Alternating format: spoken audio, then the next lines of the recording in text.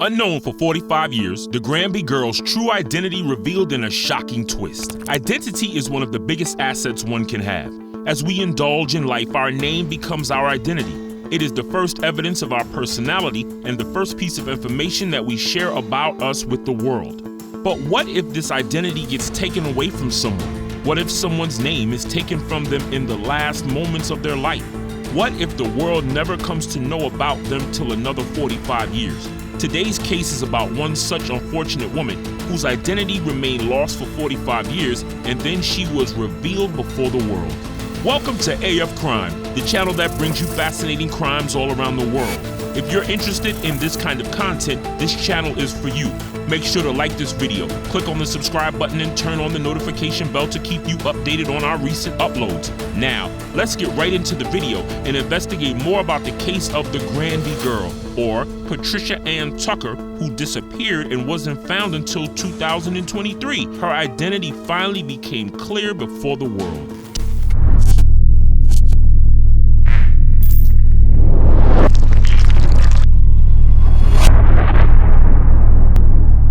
26-year-old Patricia Ann Tucker was known to be a striking beauty in East Hampton, Connecticut. She was always fond of lakes and peaceful areas. That's why she decided to settle along the eastern shore of Lake Patapog in East Hampton right after her marriage with Gerald Coleman. The couple had married in July of 1977, and Patricia was extremely happy with her new life because she thought Jerry could be the man of her dreams whom she was searching for. After her unsuccessful 2 previous marriages, she was a bit reluctant to start her life again. But in the words of Gerald, she found a caring friend who was not only giving her all the life which she deserved, but was kind enough to her 4-year-old son Matthew Dale, who was from her second husband. For some time, Patricia felt that her life was impersonating all the fairy tales which she had ever read. Gerald was accommodating, and the burden of newly married life no longer felt gruesome to her. However, soon her castle of hope shattered when she perceived that Gerald was not the kind of person he seemed. He had severe anger issues, and quite often he used to stay outside for a long time. All this made Patricia feel that she wasn't being the good wife which was expected of her. Though she tried her best to keep Gerald happy, yet he seemed angry all the time. Daily arguments became more common among them, and sometimes Gerald shouted at Patricia in the presence of her son. Young Matthew couldn't perceive the emotional strain through which Patricia was going through. She was trying to save her marriage at all costs because she didn't want to feel hurt once again. So, she tried her best to escape the changed ways of Gerald, and a year passed by in a blink of an eye. In the summer of 1978, it seemed that Patricia's emotional state was on the verge of breaking down. One noon in June, Patricia had the usual argument with Gerald, who moved out of the house immediately. That day, Patricia had a lot of thoughts running through her mind. She was heartbroken and worried about her married life with Gerald. However, she gave no trace of her apprehensions in front of Matthew, who was 5 now. She put him to sleep with the promise that she will make his favorite pie when he woke up. After this reassurance from his mother, Matthew closed his eyes and slept. It was evening by the time he woke up, but Patricia was not inside his room. He moved inside the house to look for his mother, who had promised him his favorite delight. He found Gerald in the house, who was strangely satisfied and smoking in front of the TV. Matthew tried to ask about his mother, but Gerald shushed him up by saying that Patricia had left the house and maybe she was never coming back. Matthew couldn't understand that, but when he saw his stepdad satisfied, he became sure that his mother was somewhere safe. As the days went by, he realized that his mother was never coming back. His stepdad was neither very careful to warn him nor tried to report his mother's disappearance to the cops. It was the effort of some locals who noticed the disappearance of Patricia and informed the cops about it, as they were familiar with Gerald's temperament. At that time, he turned out to be a major suspect, but there was nothing against him that could prove him guilty, so he wasn't arrested. In November 1978, an unknown body was buried near Amherst Road. The body seemed older as the investigators found that the blood on the body was quite old, and it was a headshot that made the woman dead immediately, as the condition of the body was quite worse by the time she was discovered. It was hard to ascertain who she was, so her dead body was eventually handed over to the Granby community, who buried the woman in their local cemetery along with the epitaph, "In God's Care." Since nothing was found about her whereabouts, she was buried under the mark of the unknown. On the other hand, there wasn't still any trace of Patricia, but most people had heard the news about the discovery of a dead body and her lost identity. However, nobody, not even Matthew, was able to connect the dots because in his head he still had an idea that his mother is going to be alive in some corner of the world.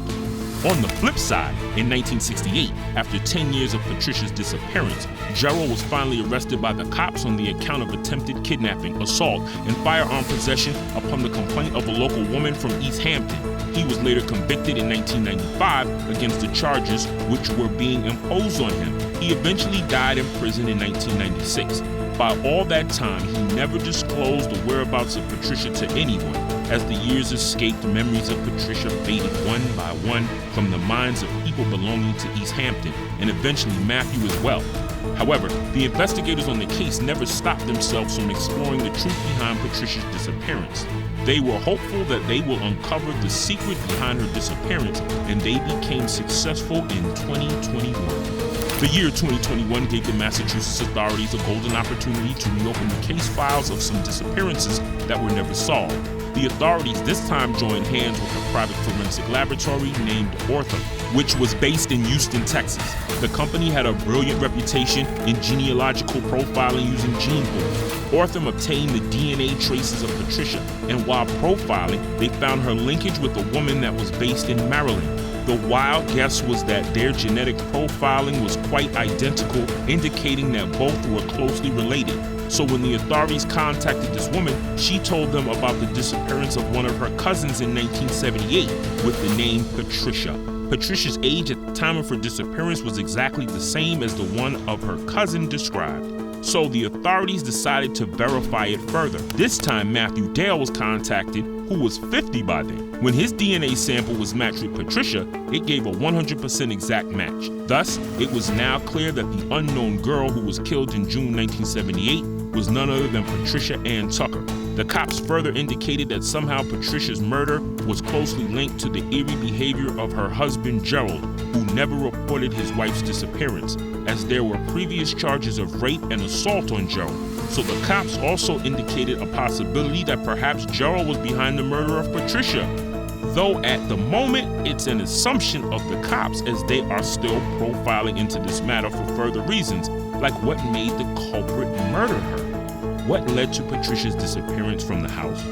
Was she running away, or was she lured there? At the moment, these answers are still awaiting to be unraveled. When Patricia's son, Matthew Dale, was interviewed, he seemed very grateful to the authorities for not giving up on his mother's case. He was further thankful to the community of Granby, who accepted Patricia despite not knowing about her. He further revealed that he was finally getting the answers about his mother's disappearance after 45 years, and maybe it will bring some sense of closure to him. Well, Patricia was lucky enough that she eventually found her identity back after 45 years. But somewhere there are a number of disappeared individuals every year whose disappearance doesn't make it to even the national newspapers. Authorities in the case of Patricia were thoroughly helpful, as they even gave Patricia the nickname of Granby Girl to help them solve the case using major witnesses located within the area. However, help needs to be continued for every disappeared individual regardless of their gender. Tell us what you think about this in the comments. Also, if you feel that this case was an intriguing one, like this video and share it with all your friends. Also, subscribe to our AF Crime channel for finding more shocking tales around the world. And if you have any criminal case that you'd like me to investigate, share it in the comment section below.